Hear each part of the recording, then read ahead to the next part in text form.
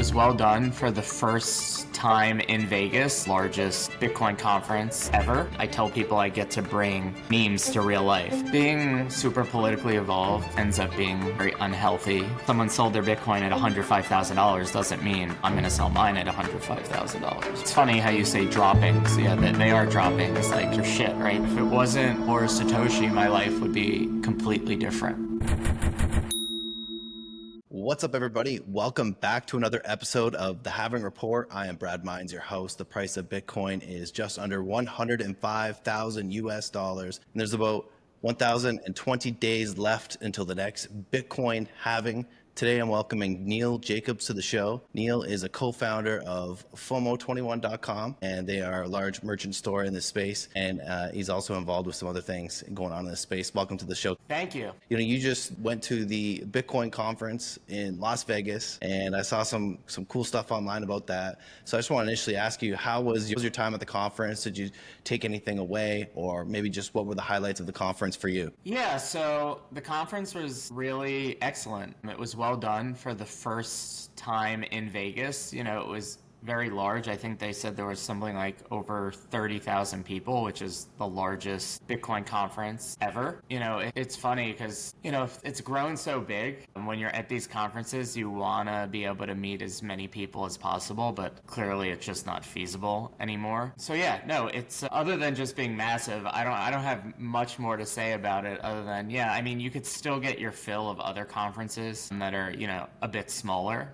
around the world. Part of what I do in the space is help promote conferences. So one of the conferences I'm going to next month is, or actually not next month, it's like 2 weeks away, is BTC Prague. So that one still like a decent size, but you know, a little smaller, and then BitBlock Boom and other conferences in the US. So I would just say it fits a need, the Bitcoin conference in Vegas. And yeah, you know, you get what you're looking for. Very cool. So was there any figures that you met when you were there? I know it's hard to meet everybody and there's so many people there, but are we able to meet some interesting people in the space? You know, I've been in the space for like, well, depending on how you look at it, almost a decade, but really like focused like 5 years. So there's not that many like new people I meet. You know, a lot of like people who aren't well known or famous in the space I got introductions to. But that's really what I enjoy most about conferences. It's not seeing the big names because I've already seen them before, talked with them before. It's kind of connecting with new people who either I've impacted or maybe they've impacted me in some way. Yeah. And I mean, I feel like there's a lot of newer people in the space that are just prominent figures, so they just automatically, you know, they're on stage automatically, like it's maybe their second year in Bitcoin, but because of who they are, they're already on stage and they're talking about it like they're an OG or something like that. So it's interesting how the space has evolved.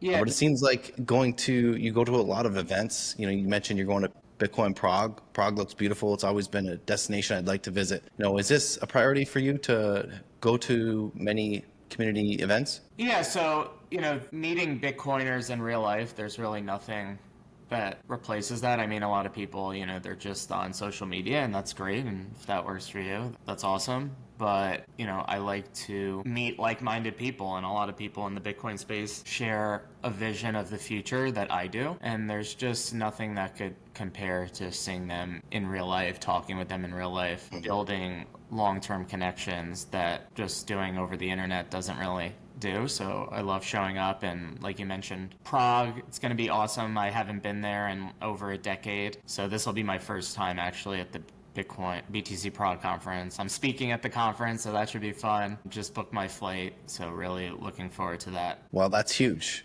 Congratulations to you on that. That's very cool. Do you know what you're going to be talking about exactly, or what do you think you'll focus on? So it's a panel, and I believe I don't know the exact topic name, but it's something like why Bitcoin and not crypto. So kind of something that a lot of people used to beat the drum on a little harder, and it's kind of gotten lost. I think partially because Bitcoin's just kind of dominated on its own, or not on its own, but it has dominated, and it's taking up the cultural zeitgeist that crypto is not even, you know, the other cryptocurrencies aren't even really a thing anymore, except for like degenerate gamblers. Yeah, it's interesting. We have Bitcoin dominance pretty high right now, but that's a super important topic. That topic gets a lot of people, it prevents a lot of people from getting wrecked, getting into the crypto space.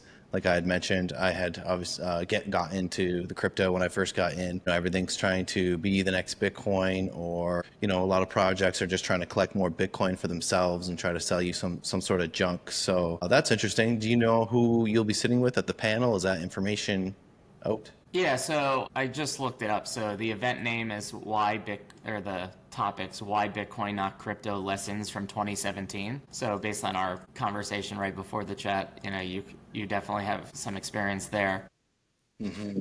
The other panelists are Knut Svanholm, Prince Philippe Card. I don't even know how you say his last name. My apologies.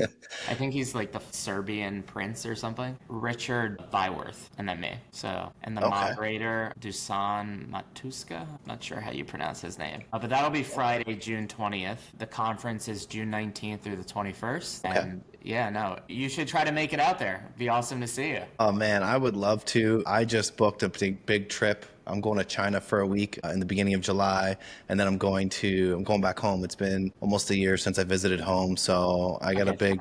I got some flights coming up. I don't think I'll get to Europe in between, but I'll definitely keep an eye out for your discussion panel. That will be Yeah, interesting to see awesome. and give you some support there. Appreciate it. Was there any discussions at Bitcoin Vegas or keynote speakers or things that stood out to you? Do you partake in those, or are you just kind of networking in the background? I posted about this the other day. When I go to the conferences, I don't even really go to listen to speakers or sponsor booths. I'm more there just to network and meet new people. I did go to a few of the sponsor booths, and I actually spoke on a panel while I was at the Bitcoin conference. So I spoke at a Bitcoin 2025. The panel was called Marketing Bitcoin to the Masses, and that was really an interesting. I was with Brian DeMint, Anil, I forget how you last name, Anil Saidso. And then we had a moderator on the panel. Her name escapes me, but she was really nice. And we just talked about different types of marketing approaches in the Bitcoin world. Is there like a consensus or of like what's the best strategy to market Bitcoin or? I don't know if there's a consensus. I know my thoughts on it is just putting yourself in someone else's shoes, knowing your audience. It really depends on their life experiences, whether you're going to be crafting your message towards the school teacher or someone on Wall Street or someone living in Kenya. It all really depends on who your audience is. So that's was my main overarching message, was know your audience. Yeah, I can definitely resonate with that. We have Jimmy Coster out here who's built this Bitcoin Learning Center here in northern Thailand, and the message to these local Thai people and why to get into Bitcoin is going to be much different than pitching it to some of these firms that are getting into it. We see in America today as a reserve asset. There's freedom aspects to Bitcoin. There's so many different aspects of Bitcoin that cross over traditional boundaries. So it's very, very interesting to see, and a very good point there that it really depends on who you're speaking with. So that's awesome, man. It's good to speak with someone that has experience being up on stage and giving these messages.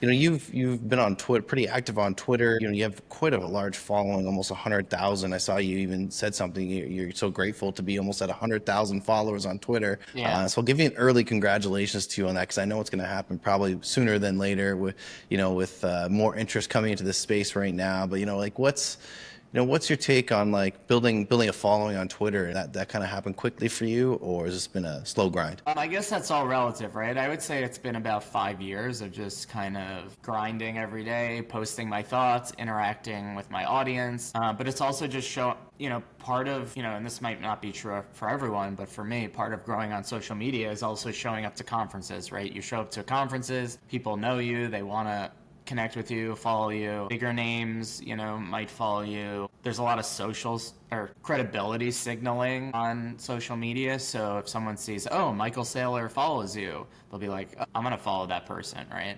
Not that that's necessarily a reason you should follow a person. It's just because someone else does, but that definitely makes a difference. It even says I think if you pull up your phone, it'll say people you follow that follow Neil or whatever. So it definitely helps to make connections in real life. because that'll help people. And then it's just being consistent in your content. I've kind of always been Bitcoin focused. I've never really strayed from that. I'd say anyone, if anyone trying to grow a big following, and this isn't just in the Bitcoin space, but it's focus on one thing and stick to that niche and just talk about it over and over and over again. Because if you talk about everything, then you're just like an opinionator, like everyone else on Twitter. But if you or X, I guess now it's called. But if you focus on one thing, then people think, oh, this must be an expert in this area. Even if you're not an expert, people who find you will be like, oh, I'm going to follow this person because they talk a lot about Bitcoin. So that would be my how to grow a big following. It's focus on one thing, talk about it every single day in some capacity, and show up to industry events around that niche. It's funny, I had one other guest on my show that gave me that advice that it's good to focus on one thing, but his one thing was it's good to focus on a smaller cryptocurrency and then build from there. But I'm like, I don't want to focus on a shit coin or anything like that.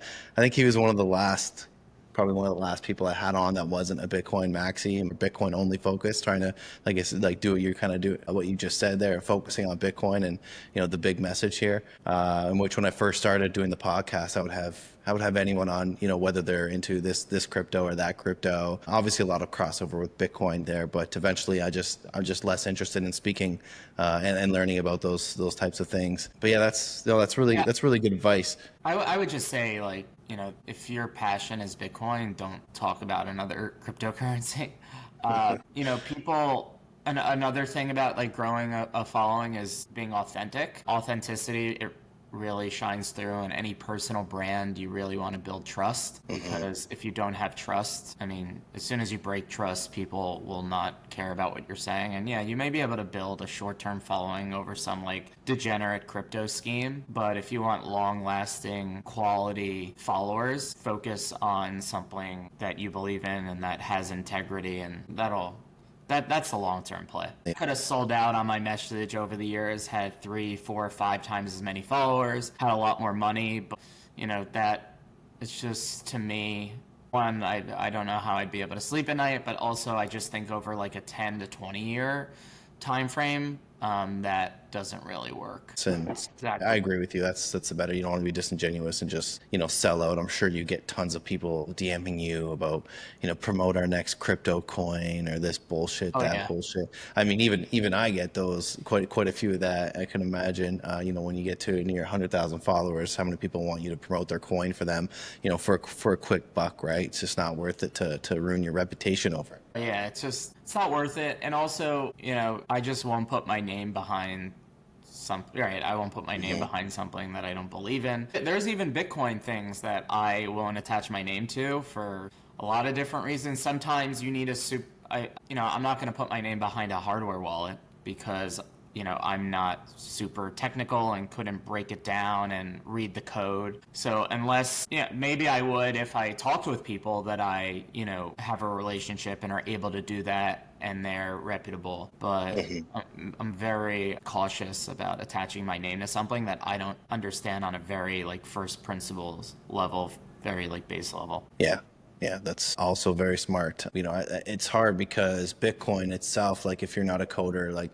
this is what I got when I started doing when I first got into the space is, looking up, if I can't vet the code myself, let's look where it's available. Let's go to GitHub. Let's, see what developers, let's see what other people in this space, what other people that have vetted it have to say about it. And that's kind of where my conviction started. But yeah, do you still work with Swan? I don't work with Swan. So I started doing contract work for Swan in 2021, kind of when Clubhouse was a big thing. I don't know if you remember that social media app, but Yeah, someone just brought that up to me like 2 days ago again. I'm like, what's Clubhouse again? I open it up on my phone. I'm like, oh yeah, it was like the COVID thing. And then it just kind of disappeared after Twitter Spaces came along, I feel like. Yeah, so I was running rooms for Swan going back in 2021, did that for like 2.5 years. Then I ended up working full-time with Swan as head of brand engagement. So I was running their affiliate program. I was leading their social media and other like marketing initiatives. But then about a year ago, when Swan had like a mass layoff last July. I think it was like 70 people. I'm not really sure, but I was caught up in that So yeah, I'm not at Swan anymore, but still a good relationship with people at Swan, and I wish them the best. And who knows, maybe we'll work together in some capacity in the future. So what did you learn then working for Swan? What did I learn? Well, it was my first like fully remote job, full-time, fully remote job. So my background's actually as a CPA. So I was in the accounting world for the first like 13 years of my career. And then when I kind of really dove deep down the Bitcoin rabbit hole, just started talking on social media and connecting with people, shifted to more of a marketing focus. So just working in a remote environment, nothing really particular to Bitcoin, but just more about interpersonal relationships, working remotely. Navigating in a remote environment was a big adjustment for me. So yeah, I don't know if it was the answer we're looking for, but that's kind of like what I learned. Okay, so working in a remote environment, so you mean like just being alone during your work days? And how to communicate with over 150 people at a company when you're not in an office with them on a day-to-day basis. That was so foreign to me. So that was actually the biggest shift for me and learning experience. See, remote work was always my dream, coming from the office world and doing that for a decade. I'm like, two people walk into my office every 30 seconds with a question or something. And I'm just like, I need a job at home where I can chill out, drink my coffee in peace, Yeah, and don't get get me my work wrong. done. I appreciate it now. It was just about learning how to work within that. Yeah. That was an adjustment. Yeah. But yeah, no, I learned because marketing wasn't my background in an academic way. I came in with really good organic marketing skills because, as you could see, I've been able to like grow followings on social media, connect, and roles in an industry.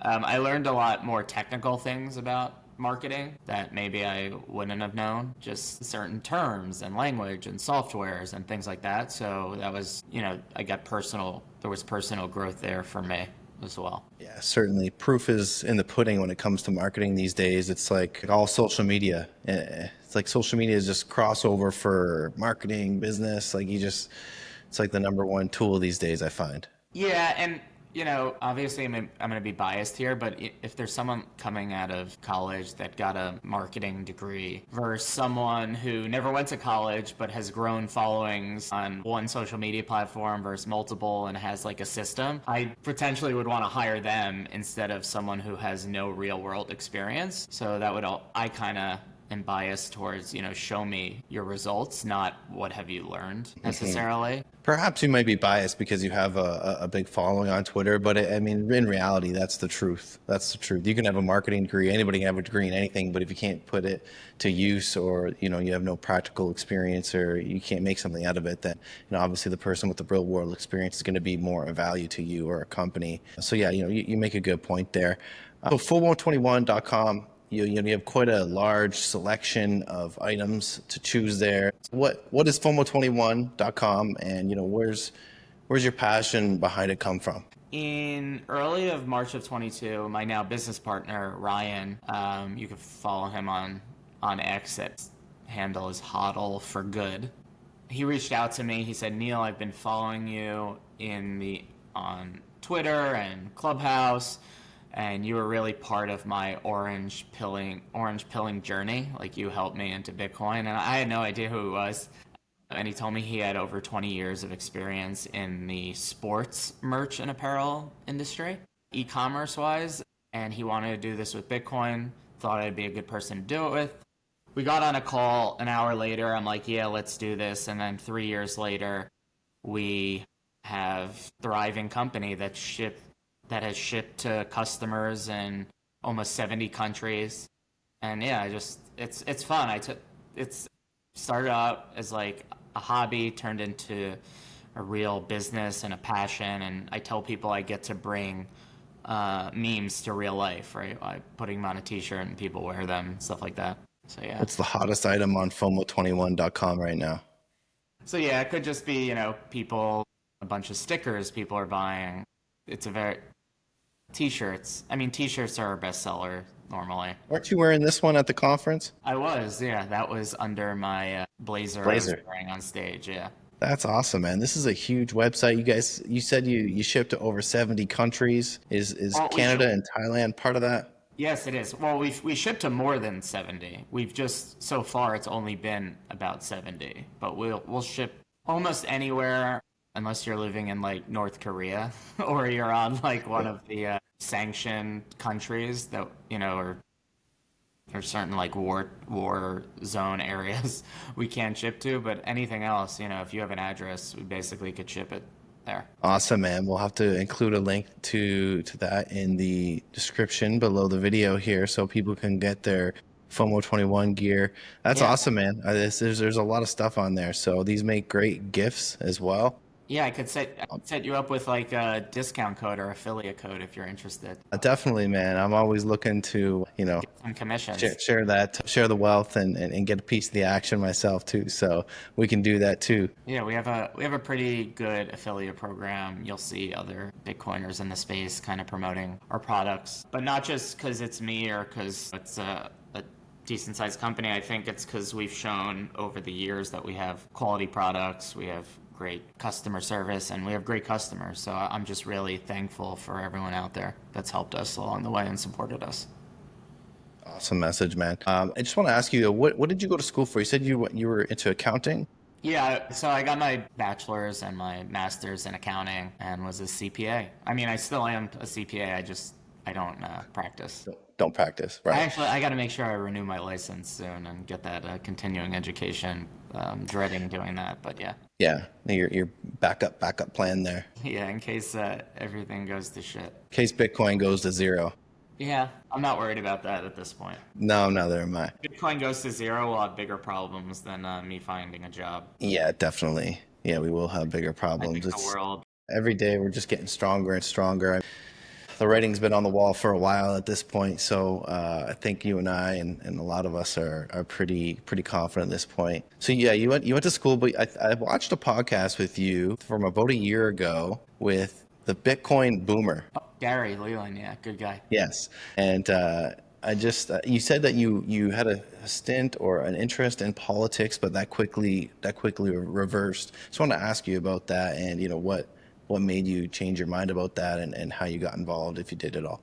Yeah, what? Well, one, being super politically involved, especially in the United States, ends up being like a very unhealthy thing because there's a lot of like fear and anger. So detaching from that was like a good, healthy thing. Unless you're making money in that arena, I would stay away from it for your entire life. Yeah, I mean, learning about Bitcoin and economics helped me kind of pivot away from the political arena because my like thought process was if the money is the base layer of society and if the monetary system that you're using is broken, corrupt, bad incentives, then anything you're really building on top of it can't work. So people are screaming about things, but they don't realize that they're building really on quicksand. So Bitcoin for me was, I'm going to focus my energy on an alternative monetary system to the one that is broken. And then it just made me not care anymore about day-to-day politics. Look, I do empathize with people that are affected by political, changes and people who are hurt and suffer because of certain policy decisions.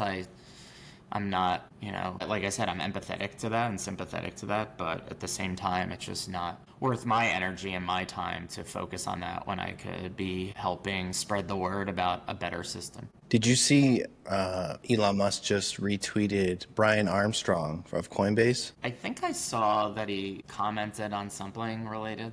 Yeah, so I seen that Elon Musk was speaking out against Trump's big beautiful bill, saying it's just reckless and going to add, trillions of dollars of debt, which is interesting. This is very soon after he's exited his position or expired his position as a special government employee. I just want to ask you, see what you thought about that, and is this maybe we'll see a shift of Elon Musk, moving away from Doge and more towards Bitcoin, maybe? Yeah, I don't know why he hasn't focused as much on Bitcoin. The sentiment sounds good in terms of we should reduce government spending, blah, blah, blah, blah, but that's actually how our system works. We're a credit-based system. We need debt. in the old system. So maybe the epiphany will be like, oh, wait a minute, the system is unfixable, and I'll move over to Bitcoin. I'll take it seriously. Elon Musk has talked about money in speeches for years. I think somewhere in like 2013, 2014, I first saw something about him talking about Bitcoin. He's like, money is just a database. Okay, yeah, like it's a ledger system. That's what Bitcoin is, right? It's a ledger system, but having one that's based on sound principles, mathematics, laws of physics is certainly better than one that's based on I'm going to hit a button and print money. So, maybe all his experience now in government, or I don't know if he technically was in government or being government adjacent, will have him appreciate Bitcoin more. Look, he's a billionaire, right? The richest man on the world. The money works for him to a certain extent, and he doesn't have to worry about anything, but maybe, he'll see the bigger picture now. One could hope. I'd love for him and anyone else that has a platform to advocate for Bitcoin and a Bitcoin standard. Yeah, he's certainly somebody who can move the needle with such a large following there and influence in this world. Neil, who do you look to when you want to maybe level up technically in this space, or maybe just get your day-to-day news? Or there's some certain resources or outlooks that you go to frequently?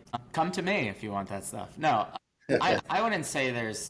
I kind of aggregate news for myself. I follow people on my Twitter feed or on my following. I kind of keep it limited so I could focus on like certain signal. Obviously there's going to be some people, it's like, who the hell is this person? And they just might be a friend of mine that I've made. But I'd say like I just try to follow people who consistently give out interesting takes on a specific niche within Bitcoin. I may follow some people outside of the Bitcoin world just for my own entertainment and other things I'm interested in. But generally, I've just kind of curated a feed.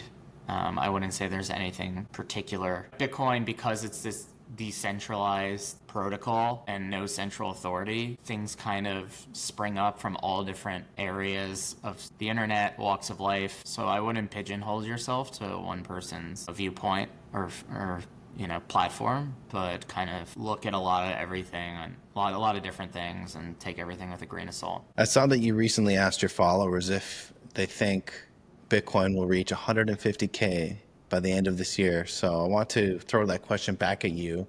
Will Bitcoin hit 150K by the end of this year? It's funny. I don't actually, with the responses, I like to just see sentiment. I don't really care about will Bitcoin hit 150K or not. I don't even get into the price predictions myself because I think they're just like, I think it makes sense just seeing all this adoption. But again, I think Bitcoin should be worth $20 million. So what I think makes sense might not necessarily mean what the market thinks it should be at a certain time. And you got to remember, the price of Bitcoin is just at any given moment is on the edges of where you could find a buyer and a seller willing to, either acquire Bitcoin or part ways with their Bitcoin at that point. So just because your Bitcoin someone sold their Bitcoin at $105,000 doesn't mean I'm going to sell mine at $105,000, right? So I think it's a high likelihood event that we'll hit 150 by the end of the year. Bitcoin's going to do what it's going to do, and it's out of my hands. Yeah. Now, I think based on timing, like we should hit the top before the end of the year, and then we'll see things level off. Is that what you think will happen? Like you think whatever the top may be, this will happen? I don't get into that kind of stuff. I don't even think like the whole, I guess, cycle theory people call it. I don't think that even matters anymore. And I also think it's always been such a small sample size to get like hung up in it is detrimental to people's wealth, because too many people try to time things instead of just buying Bitcoin and holding it for the long term. I'm pretty sure this statistic still holds up, but if you've bought Bitcoin at any time throughout history and held it for 4 years, you're in profit. So if you know that, what are you trying to like time things? If I know that the price of Bitcoin 4 years from now will be higher than it is now, and I'd hope it'd be significantly higher, and it traditionally has been, why am I going to like mess around? Maybe over the next 4 years it drops below this price point and it meanders for a while. But as long as you think demand will keep increasing and more people will learn about Bitcoin and have an appreciation for it, the sky's the limit. Certainly. Well said. It's just going back to, having something that's going to help fix the world and just like a base layer with a scarce number, not just print into infinity. These are super important aspects. I want to ask you, when you're not chasing Satoshis, what do you like to do with your free time? Oh my God. I'm so focused on Bitcoin that it takes up so much of my time because I'm interested in Bitcoin. I work in Bitcoin. Yeah, some of the other things I do, play pickleball occasionally. I'm a big South Florida sports fans. So my Florida Panthers are in the Stanley Cup. So I'm looking forward to that. First game's tonight. So hopefully they go back to back this year. Hanging out with friends in and out of the Bitcoin world. I travel to Bitcoin conferences, so some people might say that's work. For me, it's partially work, but it's also just a chance for me to meet new people and see the world. So you could call that work. But yeah, I mean, going to Vegas, going to Prague. I'll be at a one-day conference in Tampa in a couple weeks. There's some other conference. There's one in D.C. I'm probably gonna go to end of September, Washington D.C. So traveling, that's something I like to do in my free/not free time. And a shameless plug, but anyone that is watching, promo code FOMO will get you a discount off of all these conferences I'm talking about. Go ahead Okay, and use cool. it. Promo code FOMO, you said? Yeah, just FOMO, FOMO. All right. We'll get you discounts on all these conferences. Have you ever been to Thailand? I have not. I need to come, right? You need to come. This is your personal invite, Neil. There's actually the world's first half marathon Bitcoin theme occurring this November. November 1st and 2nd, I do believe. And like I said, it's the world's first Bitcoin marathon. There's going to be thousands of people, government officials. I think there's going to be a conference along with it. Might even have the Prime Minister of Thailand showing up here. Everyone seems to be pretty open to allowing Jimmy and his team here to kind of push Bitcoin out to society here in Thailand. I'm a couple months in here, so I'm kind of learning what's all going on. But they're in with the city, they're in with the universities. That's awesome. They're encouraging northern Thai communities and educating them, hill tribes in the north. But yeah, this is your invite, Neil, to come on out here in November and check it out if it fits your schedule, for it's something that may interest you. Maybe. I'm looking on the website. I found it, bitcoinmarathon.org, November 1st and 2nd. Yeah, maybe I'm trying to think. It's possible. I love traveling. I just don't. I love the getting to the place. I don't like the plane rides that are like 18 hours. But we'll see. Maybe. You could split up the plane rides. My longest flight to home is going to be 10 hours. I have it all split up, so that's the best I could do. But yeah, they're not fun. But you mentally prepare for them, and then you get lost in a Netflix series, and then you're good to go. Once you're here, it's great because everything's so freaking cheap. Yeah, I'm sure. I see from where I live to Thailand, it's about a little over a day of travel. But like you said, maybe I could split up the trip and like fly to California first. I don't know. Kind of rather just knock it all out in one shot, but we'll see. Oh, just do it all together. Yeah, it depends how long you plan on coming out here for. It depends what your plans are. But yeah, Seoul's a big hub. Hong Kong's a big hub. There's Singapore. There's a few other places that would be like maybe a quicker, somewhere you could stay for a couple nights in between or something before getting right back on another short plane ride up to Chiang Mai, because there's not really anything, I think, direct from where you are or where I am either. Yeah, But, I see from San Francisco there's 2 stops to how do you say Chiang Mai? 22? Chiang Mai. I see one 19 hours, 1 stop. That's not too bad. Well, that's not bad. 18 hours. Yeah. Usually I see like at minimum 22, 23 hours of total travel time. Yeah, it makes up once you land here, it'll make up for itself. No pressure, just throwing the invite out there though. I'm not a marathon runner. I've never ran a marathon. I don't really. But I mean. Yeah, no, not inviting you to actually go for a run, but there's also a 5K. There's a 5K run, I do believe, too, if that is something you do want to do. But no, there's no pressure to run, but just come on out, maybe check out the conference and meet other Bitcoiners. But So it's a marathon and a conference. How is it going to work exactly? they're looking to they pitched the idea of the Bitcoin half marathon. They got very quick approval from the organizing committee of this province, and then they asked Jimmy to also set up a conference that would be suitable for the Prime Minister. So hint, there might be some big players coming here, putting more focus on Bitcoin and the future of finance. So the conference, I think, is details yet to come, but the Bitcoin marathon set in stone to happen here during Thailand's Lantern Festival. Those lanterns that they put up to the sky. That's cool. We'll be doing this. I That's forget awesome. how to say that name, but yeah. So just to be determined for the details on the conference, but they're asking him to set one up. So we'll be in touch about that for sure. Jimmy Costro. Costro? Is that him? Jimmy Castro, yeah, he's from New Jersey. I feel like I've met him before. I'm Possibly, looking. I'm man. looking. I'm looking at his Twitter. So I see the Learning and Research Center. Is that where you're at right now? Very cool. Yeah, it's one. What am I? I'm on the second floor right now, but there's actually a third floor and a fourth floor that they're working on right now. You can get things done quite cost effectively here. So there's like Bitcoin art all over the place, and Are there like a lot of cool Airbnbs nearby? oh yeah. There's tons of Airbnbs. If you're coming for under a month, you'll have to go to Airbnb, and you can get like pretty good weekly rates. So there's a lot of nice places. Depending on what your budget is, will depend on what kind of accommodation you're gonna have. But traveling around the city, we have Grab here, which is like Uber, and you can go across the city. Hopping on the back of a motorbike is very common here. You just jump on for like $1. I go across the city. Really? Which I'm not. I'm not a motorcycle person. I've never been a motorcycle person. I thought I would never ride them, and then I got out here. I'm like, oh, this is culture. Like a lot of the roads are only meant for bikes. Like it's just a pain in the ass to take a car because you're always you might be stuck in traffic where the bikes just fly right by, right? How close is Chiang Mai to like bigger cities? Well, Chiang Mai is the second biggest city in Thailand, and Bangkok's the first. Although Bangkok, I feel like dwarfs Chiang Mai. It's just like a whole different world. It's very chill up here, and like 1.3 million, I think, in the surrounding area where Bangkok has millions of people. You're gonna have to take. It's about a $50 flight, $50 to $80 flight. Down to Bangkok, which if you were driving, it'd probably be like 8 or 9 hours or so. And then I don't know, there's another northern town, a couple hours north of here, very small hippie vibe.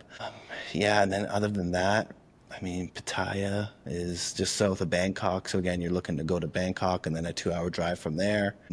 Yeah, I'm still, like I say, I'm a couple months here, but still slowly learning. But yeah, we're the second biggest city and Bangkok's the first. So, Bangkok's another big hub too, where you could fly in, and then it's very, very quick and easy to get to Chiang Mai, an hour flight, very cheap as well. Yeah, I'm looking online and it looks pretty cheap, the Airbnbs. Really? Yeah, the Airbnbs look pretty cheap. We'll see. Yeah, man. Let me see how I do after I get through this Prague trip, and then maybe I'll think about it. Okay. All right. Well, if you do come, yeah, let me know. I'll let Jimmy know. We'll promote it. We'll promote it.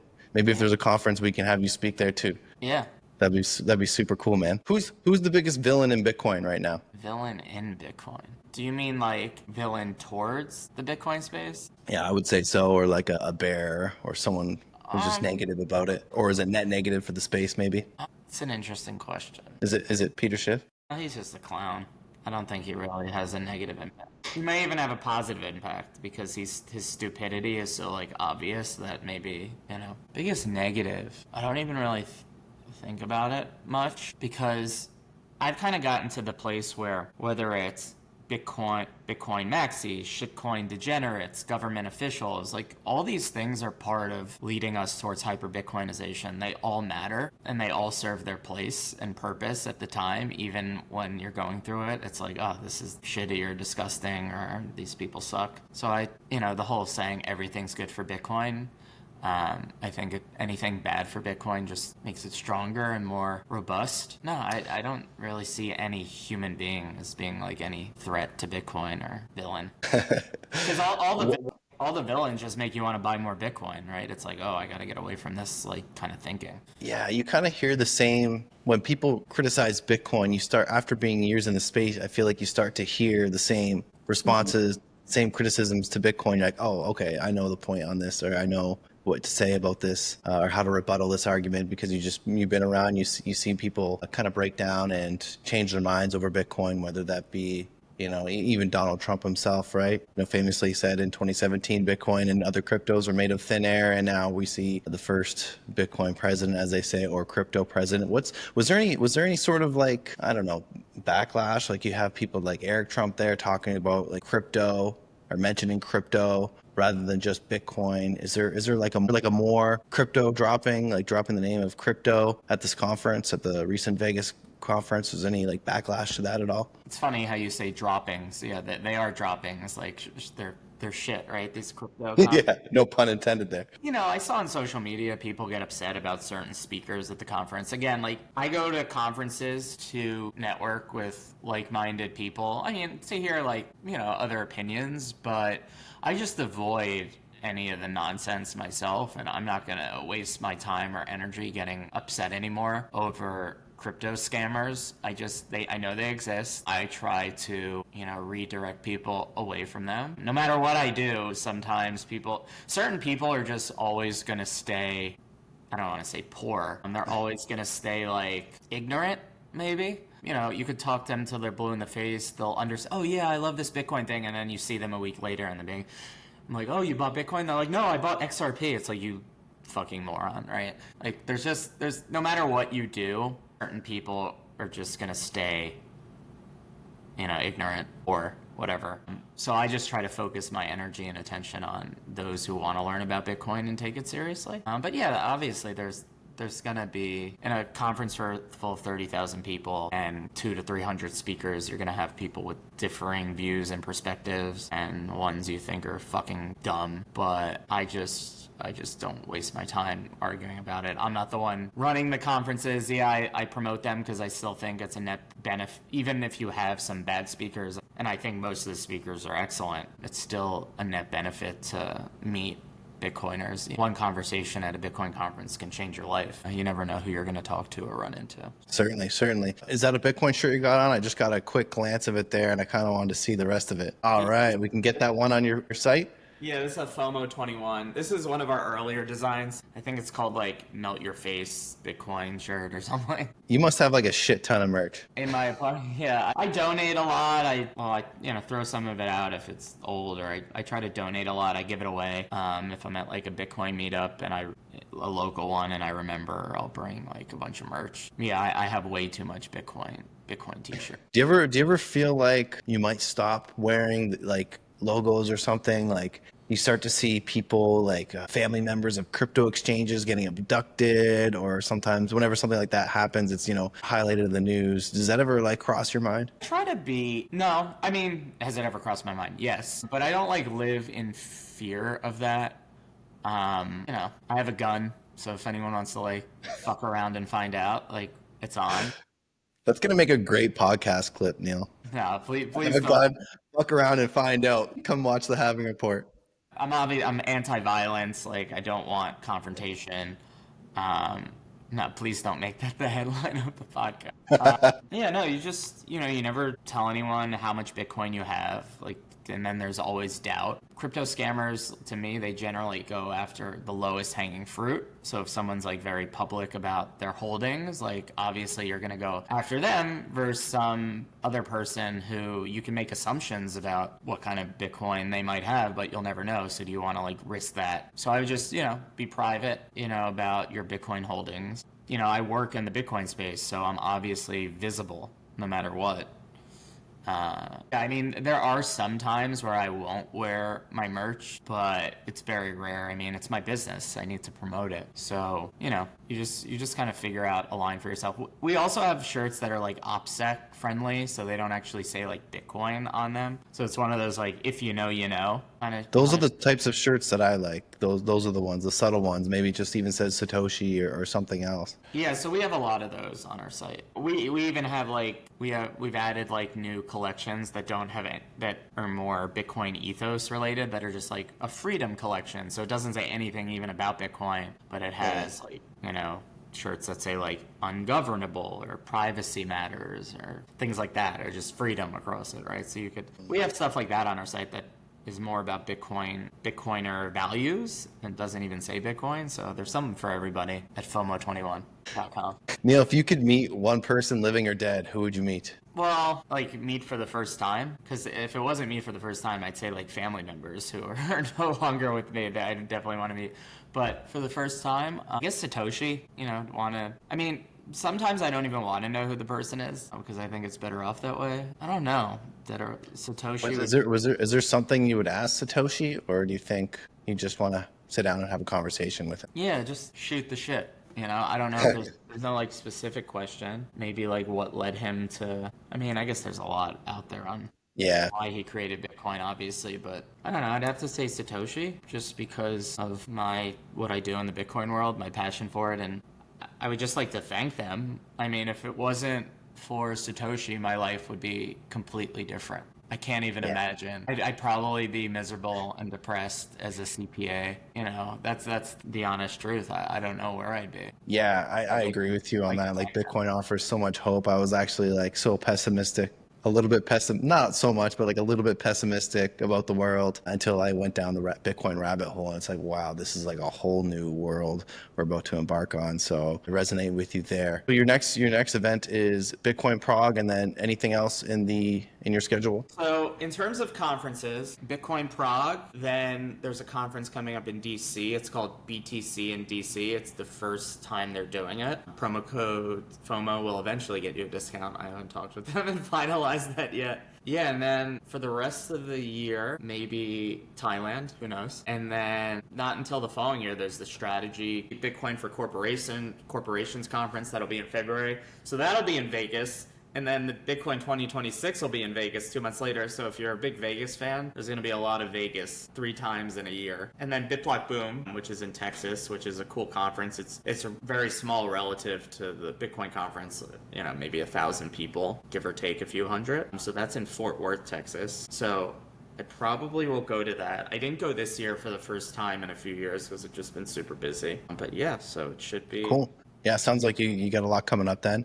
What about We're getting to just under the hour mark, so I just kind of want to open it up for you here, Neil, and ask you if there's any words of wisdom you can give us, just maybe in Bitcoin or life in general, that something you think about often, or perhaps anything else that we missed in this podcast that you think is relevant to say now. If not, just let us know where we can follow you and learn more. Yeah, my biggest words of advice to people is go with your gut. Don't, if your gut's telling you something and other people are telling you something else, go with your gut because it'll usually be right. And even if it isn't right, at least like you made the decision on your terms and you learn from those mistakes. You don't want to live someone else's life and regret not doing what you thought was right. And I'm sure there's a lot of people that relates to in the Bitcoin world where people were telling them Bitcoin's stupid, Bitcoin's a scam, and they waited too longer and longer and longer. Although I don't think it's ever too late to get into Bitcoin now.